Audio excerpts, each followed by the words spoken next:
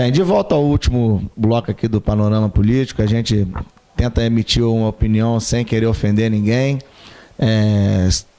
Nossa linha, quem acompanha o nosso trabalho nesses últimos 4 anos, sabe que nunca foi de ficar fazendo politicagem, de ficar fazendo pressão para poder obter vantagem. A gente se mantém vivo graças à iniciativa privada, graças ao apoio da população que nos assiste, que comenta, as nossas redes sociais, Facebook, Instagram, YouTube. Acesse, é uma forma de você ajudar. Se você gosta do nosso canal, acesse, é uma forma de você ajudar para mostrar o valor do nosso trabalho. Fabrício, para a gente poder dar finalidade a esse papo, agora, se eu não me engano, essa semana, se eu não me engano, foi ontem, que o STF votou a situação, a questão da ficha limpa. Tem algum tempo já. Ontem ficou sacramentado de que não votou há muito tempo, mas ontem enfrentaram mais uma vez esse tema e foi ratificado, confirmado tudo aquilo que já tinham votado lá atrás. Ou seja, chancelaram o entendimento, né, mantiveram o entendimento da ficha limpa. Agora, Fabrício, sinceramente, para a gente poder voltar na linha faca nos dentes. A gente até na outra... Eu te perguntei sobre o Gilmar Mendes na outra entrevista, e existem algumas figuras do STF que, sinceramente, estão cada vez mais claros que não estão defendendo o interesse público, o interesse jurídico da lei para o bom andamento da Constituição, guardiões, né?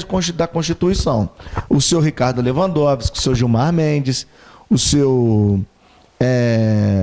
e tem ali o que o Temer indicou agora, o Alexandre de Moraes, o Dias Toffoli. Sinceramente, eu não consigo olhar para pelo menos esses 4. O Marco Aurélio Cunha, ele é muito... Marco Aurélio Melo, ele é muito controverso. Ele senhor voto vencido. Senhor voto vencido, né? Então, bem, como é que 4 figuras dessas chegam num posto dessa importância, dessa magnitude? E claro, se você pudesse também falar um pouco sobre a importância dessa ratificação e o que isso significa na prática nas próximas eleições. Bom, vamos por partes. Você me perguntou são os ministros do Supremo Tribunal Federal.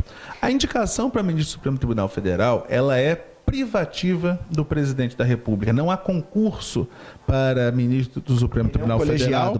Não há concurso, não há colegiado, não há escolha e não há requisitos como eu posso te explicar? Não há requisitos de faixa. Por exemplo, 2 magistrados, 2 mulheres, 1 negro. Não. A indicação é exclusiva do presidente da República e ele precisa respeitar apenas alguns critérios. Ser brasileiro nato, não pode ser naturalizado, não pode ser um italiano que depois veio com 1 ano e se naturalizou brasileiro, não. Ter acima de 35 anos, ter o pleno gozo dos seus direitos políticos, ou seja, reputação ilibada e notório saber jurídico. Cumprindo esses requisitos constitucionais, a indicação é livre. E é interessante, Duda, que nós já tivemos um médico ministro do Supremo Tribunal Federal. Não era formado em Direito, porque a Constituição ela não exige formação em Direito, né, ou formação em Ciências Jurídicas e Sociais. Notório conhecimento. E sim notório saber na área jurídica, notório conhecimento jurídico. Né? Mas é óbvio que isso foi no passado e hoje seria inadmissível, até porque a imprensa hoje ela é muito mais forte, né, até para conduzir certas escolhas.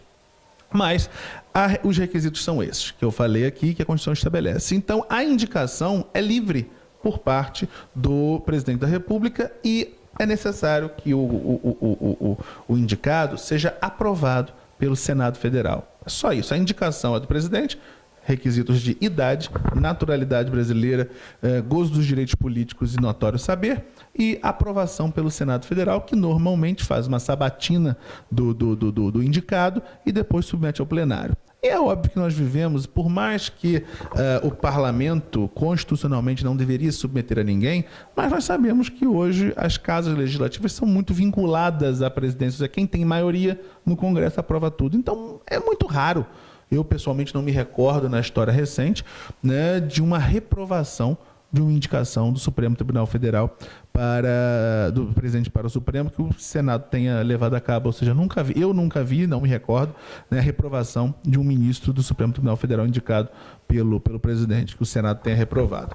E aí, infelizmente, a partir do momento que você tem requisitos tão frouxos que a Constituição estabelece, tão abertos, você tem indicações políticas, né? E aí as pessoas que você citou chegaram lá. Agora, é importante dizer que por mais que alguns não tenham sido magistrados de carreira ou tenham indicação muito política, depois que chegam lá, muitos demonstram grande saber. Por exemplo, o ministro Carlos Aires Brito, já aposentado, foi uma indicação flagrantemente política, né, política e regional, porque ele era petista e nordestino e foi um grande ministro, né? Outros casos, como a ministra Ellen Grace, do Rio Grande do Sul, a primeira mulher, né, que ocupou, foi uma ministra de um trabalho estupendo. Sepúlveda pertence. Agora, o ministro Gilmar Mendes, vamos citar nomes e não vamos também fugir da raia, trata-se de um dos maiores especialistas em teoria da Constituição do mundo. Agora, o que eu vejo no ministro Gilmar Mendes é que, além de ser um dos maiores especialistas, ele é um homem muito corajoso também, porque ele assume posições e estabelece nos seus votos, né, e não tem medo de declará-los, não tem pudor em declará-los e, principalmente, ele tem opinião para tudo. Ele não, na minha opinião, ele não pode ver um microfone ou um repórter que ele dá entrevista e ele fala algumas coisas que muitas vezes a gente se pergunta, gente, se eu sou colega de escritório de alguém, por mais que ele tenha a clientela dele e eu vou em entrevista pública falar mal da minha pessoa? Porque recentemente o ministro Gilmar deu uma entrevista acusando o ministro Roberto Barroso. E eu não estou fazendo aqui uma defesa do ministro Luiz Roberto Barroso por ter sido meu professor no passado, há alguns anos atrás, quando eu estudava, ou por ele ser do Rio de Janeiro, ou por ele ser um dos maiores juristas que esse país já teve. Mas estou falando de uma briga entre ministros. A partir do momento em que um ministro vai para o jornal ou para um blog e diz que o outro ministro antecipa votos e fala demais, a gente tem ali um problema institucional real. Eu vi uma resposta bem cabível. É uma resposta à altura. Eles já tinham discutido em plenário, e com todo respeito, me perdoem pela expressão chula, mas o ministro Luiz Roberto Barroso jantou o ministro Gilmar Mendes quando eles discutiram durante o julgamento da ação do Tribunal de Contas do Ceará. É porque um tem um rabo preso e o outro não. Porque a verdade é que o bem nunca perde para o mal. Então vamos ser sinceros que quem tem mais razão acaba se sobressaindo. Mas vamos à questão da ficha limpa, então, Fabrício. Para a gente terminar e batendo sempre nessa questão da próxima eleição, que é algo que é fundamental para a mudança de paradigma desse país. Muito bem. O que está se discutindo, o que você trouxe em relação à ficha limpa, é o seguinte: a lei da ficha limpa ela foi um esforço hercúleo, não apenas legislativo, mas ela surgiu de uma iniciativa popular, né? Ela foi encaminhada ao Congresso com todos aqueles requisitos de tantos milhões de assinaturas capitaneadas por uma série de estados da federação e foi protocolizada no Congresso, submetida a uma série de debates, depois foi aprovada a lei da ficha limpa. O que é a lei da ficha limpa? É uma legislação que impede o registro de candidaturas de pessoas que possuam condenações a determinadas situações, crimes eleitorais, crimes contra a administração pública. Como é que você vai votar e eleger uma pessoa que já foi condenada por malversação de dinheiro público? Essa condenação é a partir da segunda instância? Vou chegar lá. Reprovações de contas, porque muitas vezes quando a pessoa exerce cargos públicos, ela tem que prestar conta ao Tribunal de Contas e essas contas são reprovadas, né? Então, a lei da ficha limpa, já existia no Brasil uma série de inelegibilidades. Ou seja, a Lei Complementar 64 já estabelecia casos onde as pessoas não poderiam, né, se candidatar, como, por exemplo, quando estivessem condenadas condenada já transitada em julgado por crimes contra a administração, ou quando, enfim, estabelecer inelegibilidade, vai ficar 3 anos quanto a isso. A alteração da lei, a lei da ficha limpa, ela ampliou os prazos de inelegibilidade. Por exemplo, vários casos, passou de 3 anos para 8 anos. 8 anos é uma morte política. 8 anos que um político não pode se candidatar, ele fica fora do cenário. Então, você afasta ele da memória do eleitor e perde muita posição política dele. E ela reduziu um pouco as proibições, aumentou, perdão, né? Ela reduziu o nível, né, de amplitude. Em que sentido? Que a legislação anterior exigia que, para que a pessoa fosse inelegível, a condenação estivesse definitiva, ou seja, transitada em julgado, quando não cabe mais recurso. A lei da ficha limpa, o que ela alterou? Ela falou, não. A partir do momento em que a pessoa está condenada por determinados crimes em segunda instância, ou seja, por colegiado, condenou por colegiado, ou seja, quando não é só um juiz, quando já foi condenado por uma junta de juízes que debateram e condenaram aquela pessoa, ela já se encontra inelegível. Ah, mas não transitou em julgado, mas eu tenho recurso a Brasília, mas eu tenho isso, tenho aquilo. Não importa, já estará inelegível. Isso foi questionado lá atrás. Quando a lei da ficha limpa entrou em vigor, o Supremo foi acionado porque disseram o seguinte, olha, essa previsão que a lei da ficha limpa traz de uma pessoa que está condenada por colegiado, mas ainda não está definitiva a condenação, não transitou em julgado, essa previsão da lei é inconstitucional, porque ela fere o princípio da presunção de inocência. E o Supremo debateu isso profundamente alguns anos atrás e declarou que não, a lei da ficha limpa é constitucional. O princípio da moralidade, da probidade tem que se sobrepor em alguns casos específicos, que é nesse caso a pessoa já está condenada, né, bem à frente, a presunção de inocência e declarou a constitucionalidade, ou seja, a validade da lei da ficha limpa. Recentemente, nós estamos vendo agora a questão da prisão em segunda instância, a possibilidade, né, do presidente Lula ser candidato ou não. Então, a verdade... Ele acabou de ser condenado em segunda instância. Em segunda instância, né? E o que se discute é o seguinte, essa inelegibilidade, ela se estabelece quando já não cabe mais nenhum recurso na segunda instância, porque ele foi condenado na segunda instância, mas ele ainda pode manejar alguns recursos naquele tribunal. Quando acabar todos os recursos naquele tribunal, ele tiver que subir para Brasília, aí ele se torna inelegível. O que foi ratificado pelo Supremo recentemente, em um caso análogo, é que todos os entendimentos que chancelaram a lei da ficha limpa estão mantidos. Ou seja, não há alteração. Quem estiver condenado por colegiado e não couber mais recurso no colegiado, couber acima, está inelegível. Ou seja, a lei da ficha limpa é uma realidade no Brasil. E os candidatos que se elegeram nessa última eleição para prefeito e vereadores que se enquadram nesse perfil. Isso foi o debate maior dessa discussão que o Ricardo Lewandowski levantou. Exato. E o Luiz Fux foi e ratificou. Exatamente. E aí ficou a decisão do Luiz Fux. Como é que fica a situação dessas pessoas? Bom, aquelas pessoas que estavam governando sob liminar, ou seja, que estavam aguardando essa decisão do Supremo, serão afastadas. Quem eventualmente conseguiu uma decisão judicial, tanto para o registro da candidatura, porque contrariava a lei da ficha limpa, quanto para a posse, agora com essa decisão serão afastadas e, dependendo do caso, pode haver novas eleições ou pode, se houver cassação do registro, pode haver a convocação do segundo colocado na eleição. Mas aí são casos individuais. Mas o quê?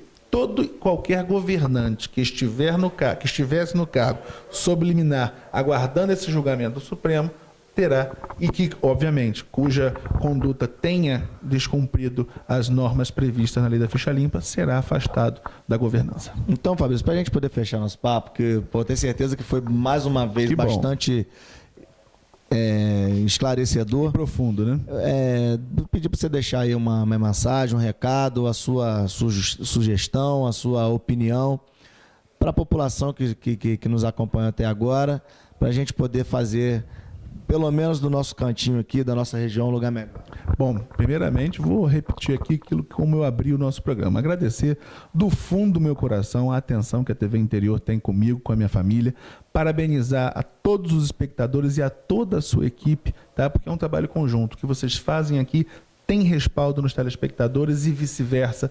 Então, é muito importante. Parabéns mesmo por esse empreendedorismo, por essa força, por essa garra e por enfrentar esse desafio diário de forma tão vitoriosa. Pode sempre contar comigo, acho que nós estamos aqui para somar e para realmente tentar acreditar, como você falou, que a nossa região, como nós falamos na nossa entrevista agora, que a nossa região realmente merece um olhar melhor, merece mais carinho e tem muito potencial. Então, o recado que eu posso dar para as pessoas é o seguinte: não vamos desanimar. Tá ruim, mas nós não temos opção de desistir. Nós temos que pensar o seguinte: antes de melhorar, sempre piora. Quando a gente sai de um ponto e quer chegar em outro ponto, muito acima ou melhor, certamente a nossa curva cai um pouquinho. Vamos acreditar o seguinte: nós estamos nessa parte ruim, mas daqui para frente vai melhorar. Vamos acreditar e vamos manter o objetivo, né, em algo melhor. E nós temos esse ano uma grande oportunidade, Eduardo, né, de mudar essa história, que é a eleição. Nós vamos votar para presidente, senador, governador, deputado estadual e deputado federal.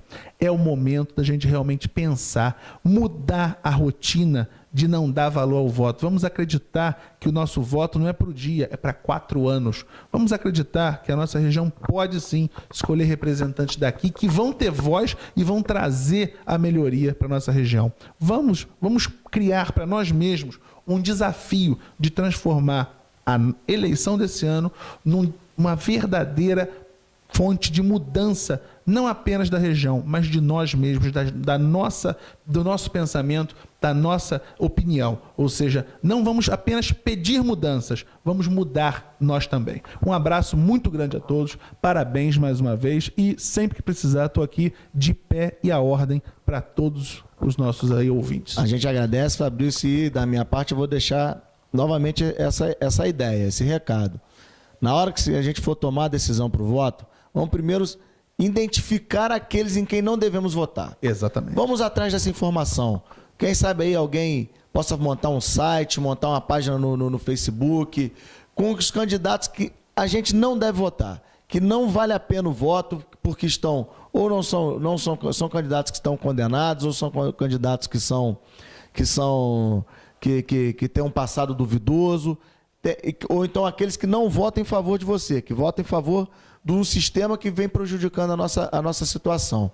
Depois vão vir os outros candidatos que vale a pena analisar, vamos valorizar as novas pessoas, as novas ideias, pessoas novas que querem ingressar na política, vamos valorizar até a ideia de repente, a gente está elegendo novos candidatos, ao invés de estar reelegendo aqueles que já estão viciados, que estão viciados no sistema, viciados no poder, isso ajuda muito.